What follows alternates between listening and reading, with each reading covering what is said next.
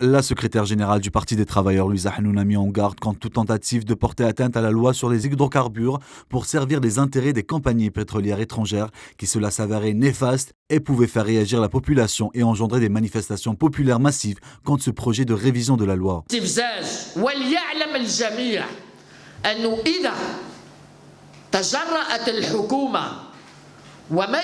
C'est une provocation qu'ils sachent que si le gouvernement ose toucher à la loi sur les hydrocarbures, ce ne sont pas les adolescents qui vont sortir dans la rue, mais tous les Algériens et les Algériennes.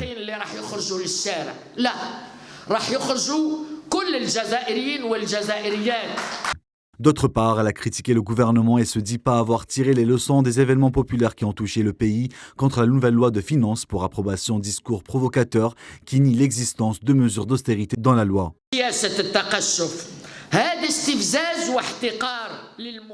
La politique d'austérité est une chose qui provoque les citoyens, mais en même temps, elle renvoie une image d'une ignorance totale de nos responsables qui semble loin d'être de la réalité. On a même l'impression que c'est des étrangers ou qu'ils vivent en dehors du pays. Oui, le gouvernement provoque la majorité, à savoir sur le fait qu'elle ne compte plus créer d'emplois, chose venue dans la loi de finances, sauf dans le secteur de l'éducation nationale.